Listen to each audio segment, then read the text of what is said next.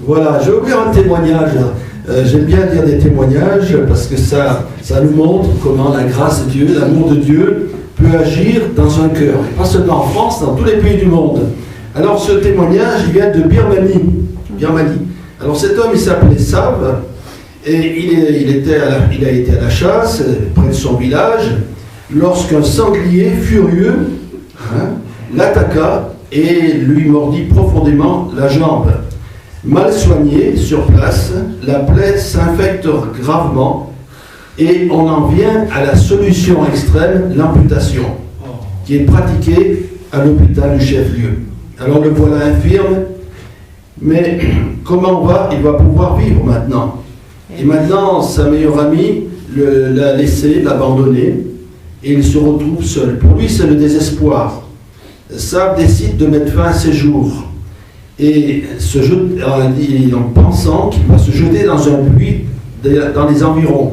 Sur le chemin, il entend tout à coup à la radio une émission évangélique et s'arrête pour écouter le message. Le message l'étonne.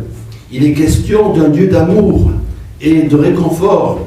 Sav a besoin d'en savoir davantage. Sans attendre, il se renseigne et entre en contact avec les responsables de la station d'émission. Alors tout bascule dans sa vie rapidement, Jésus entre dans sa vie, et c'en est fini de la sombre projet du désespoir. Désormais, malgré son handicap, Sav va sillonner son pays pour annoncer la bonne nouvelle qui transforme les vies. Le témoignage direct qu'il peut rendre de la puissance de Dieu et le miracle de la conversion triomphée des oppositions de l'idolâtrie locale. Beaucoup de missionnaires ont été expulsés. Pourtant, la propagation de l'Évangile, qui reste la puissance de Dieu pour sauver quiconque croit, demeure grâce à des témoins. Gloire à Dieu.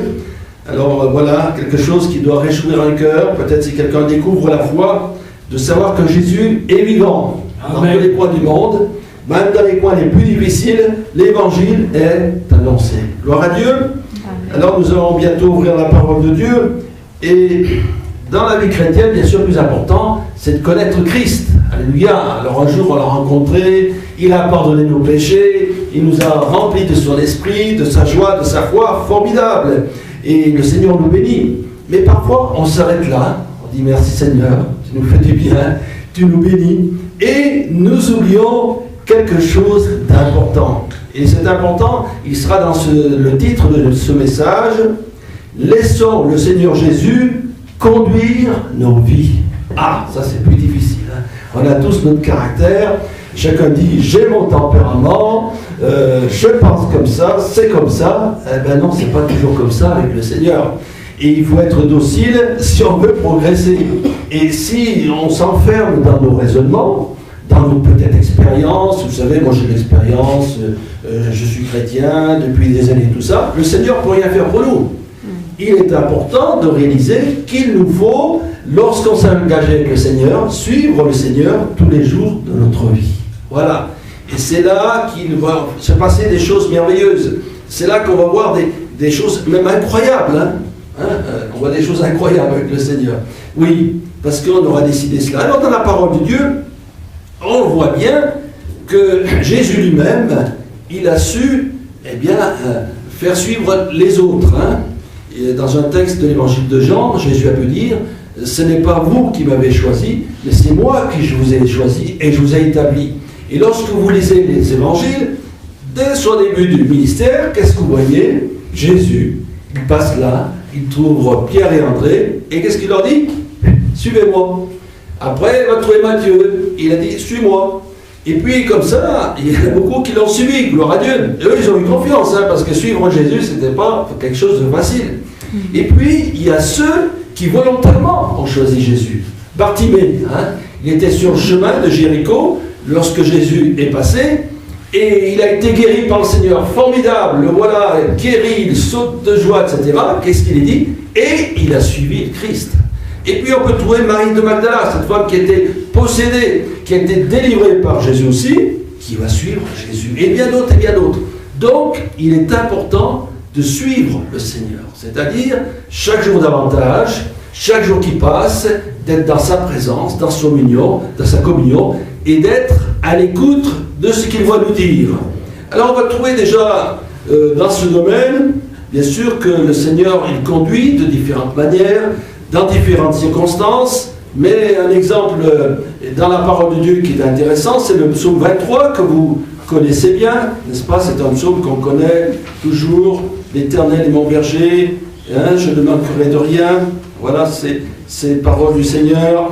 Voilà, il me fait reposer dans les verts pâturages, il me dirige près des eaux paisibles, il restaure mon âme, il me conduit dans les sentiers de la justice à cause de son nom. Alors d'abord, j'ai souligné les mots, il me fait reposer. Formidable, le repos du Seigneur. Est-ce que vous êtes bien reposé cette nuit? Vous avez bien dormi? Ou même si vous avez bien dormi, il y a peut-être du poids sur vous. Du poids, c'est les soucis. Du poids, c'est les inquiétudes. C'est des choses qu'on ne comprend pas. Eh bien, laissez cela au pied du Seigneur qui veut vous donner du repos. Il fait reposer dans de verts pâturages. Alors, on s'imagine vraiment l'abondance. L'abondance dans laquelle le Seigneur veut nous conduire. Il veut nous conduire dans l'abondance de quoi? De bénédiction, de découverte. L'abondance dans la parole de Dieu, dans le fait que jour après jour, je vais découvrir des choses merveilleuses, extraordinaires. Et ça va être pour moi quelque chose qui va vraiment nourrir mon âme. Vous savez, la parole de Dieu, c'est une nourriture. Jésus a dit, l'homme ne vivra pas de pain seulement. Et c'est vrai que c'est une nourriture spirituelle dont nous avons besoin. Une nourriture abondante que tout le monde peut avoir. Tout le monde peut avoir cette nourriture qu'est la parole vivante de Dieu. Et il nous dirige près des eaux paisibles. Aujourd'hui que c'est beau d'être paisible dans un monde qui ne sait pas où il va, c'est plutôt la tourmente. Et bien dans cette tourmente, je peux vous le dire, vous pouvez connaître une paix profonde. Amen. Et c'est ça qui est merveilleux. Dieu veut que nous soyons paisibles. Il restaure mon âme. Ah, ça aussi. Combien de cœurs brisés parmi nous? Combien d'hommes et de femmes ont souffert dans leur enfance, ont eu des drames, ont vécu toutes sortes de deuils, de choses terribles, ou des guerres. Imaginez-vous tous ces gens qui sont dans des pays où il y a des guerres. C'est quelque chose de terrible. On est toujours dans la peur, dans la crainte, et on souffre des années encore quand on a vécu une guerre. Eh bien, le Seigneur, il restaure tout ça.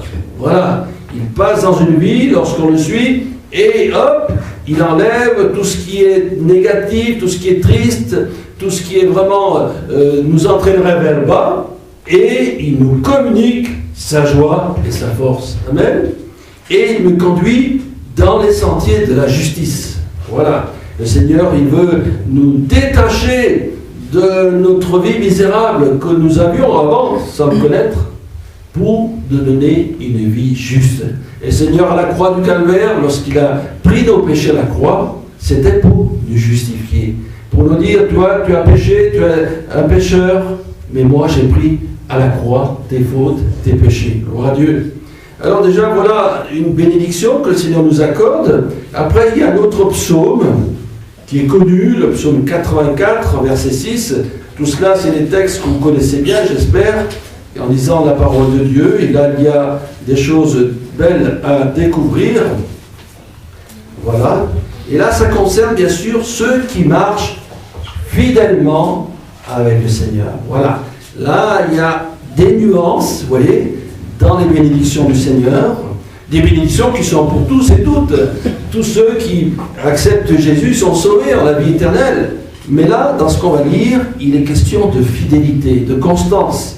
Alors, pour tous les chrétiens, frères et sœurs qui sont fidèles au Seigneur, il y a cette promesse dans Psaume 84, verset 6. « Heureux ceux qui placent en toi leur appui, ils trouvent dans leur cœur des chemins tout tracés. » C'est étonnant ça, hein? C'est étonnant d'avoir dans le cœur des chemins tout tracés. C'est-à-dire, ça vous est peut-être arrivé. Vous faites telle chose, vous allez à tel endroit, et vous sentez que c'était la volonté de Dieu.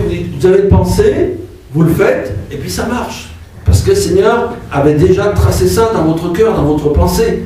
Dieu vous êtes comme vous êtes fidèle au Seigneur, vous permettez au Seigneur qu'il vous conduise. Parce qu'on verra plus tard, faut-il le permettre. Mais lorsqu'on est vraiment attaché au Seigneur, lorsqu'on l'aime de tout son cœur, on a dans notre vie des choses qui se passent et on voit vraiment que le Seigneur qui avait préparé tout cela.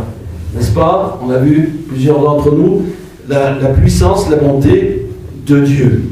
Alors, on va lire aussi un autre texte dans Jean chapitre 16, verset 13, qui va nous parler d'autres domaines, donc concernant justement le fait que le Seigneur conduit notre vie. Alors bien sûr, vous me direz, comment il peut le conduire ma vie, le Seigneur? Il n'est pas là. Oui, c'est vrai, il n'est pas là, il est assis à la droite de Dieu, mais il intervient de plusieurs façons. On verra à travers ce que je vais vous dire, il agit par le Saint-Esprit, il agit par des songes, il peut faire intervenir des anges, mais c'est toujours le Seigneur qui conduit cela. Alors, quand on lit Jean chapitre 16, verset 13, voilà ce qu'on peut lire. Jésus, il enseigne ses disciples et il dit, il parle du Consolateur, c'est le Saint-Esprit, hein? Quand le Consolateur sera venu, l'Esprit de vérité, il vous conduira dans toute la vérité, car il ne parlera pas de lui-même, mais il dira ce qu'il aura entendu et il vous annoncera les choses à venir et il me glorifiera parce qu'il prendra de ce qui est à moi et vous l'annoncera. Alors, déjà, une chose qu'on a pu lire ensemble, il vous conduira dans toute la vérité. Vous savez que c'est bien connaître la vérité parce qu'aujourd'hui c'est difficile. Hein? Peut-être vous aimez bien écouter les informations, mais alors renseignez-vous parce que vous n'aurez pas toutes les informations exactes. Pour les avoir exactes, il faudrait peut-être consulter, je ne sais pas combien de revues, de journaux, etc. Voilà. Mais Jésus, lui, il nous conduit toute la vérité. Toute la vérité concernant notre propre vie. On ne se connaît pas bien. Est-ce que vous connaissez bien? Eh bien, moi, je veux dire, je ne me connais pas bien. Parce que je me rends compte que je pensais être ceci ou cela, et puis que le Seigneur me montre que je ne suis pas exactement ce que je suis. Alors, il y a ce que les autres disent de nous, voilà. Il y a ce qu'on pense nous-mêmes, et puis ce que le Seigneur, lui, il en pense. Seulement, lui, il ne se trompe pas, hein, c'est la différence. Et si le Seigneur nous montre quelque chose, eh bien, c'est la vérité. Donc, il va nous conduire, il va nous permettre que nous découvrions de mieux en mieux notre vie, que nous découvrions aussi davantage le Seigneur.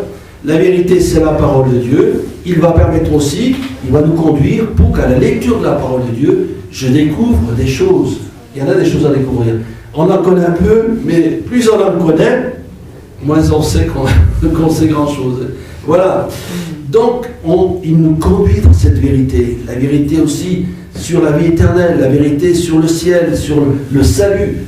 Toutes ces choses-là qui nous paraissaient confuses, on commence à comprendre, on commence à assimiler. Et ainsi, comme il nous conduit dans la vérité, notre foi augmente. On avait peut-être des doutes, maintenant on a des certitudes.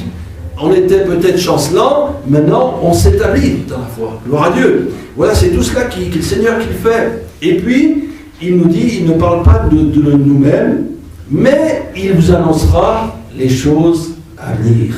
C'est-à-dire que Jésus, il annonce des choses, et là, il y a de nombreux exemples dans la parole de Dieu, de différentes choses que le Seigneur a annoncées. Voilà. On prend par exemple Joseph, l'époux de Marie. Jésus est né, un ange est apparu et a dit à Joseph de quitter Bethléem pour aller se réfugier en Égypte. Pourquoi? Parce que Hérode allait massacrer les petits-enfants. Et ensuite, il a toujours un songe. Le Seigneur lui dit de revenir, mais cette fois-là, à Nazareth.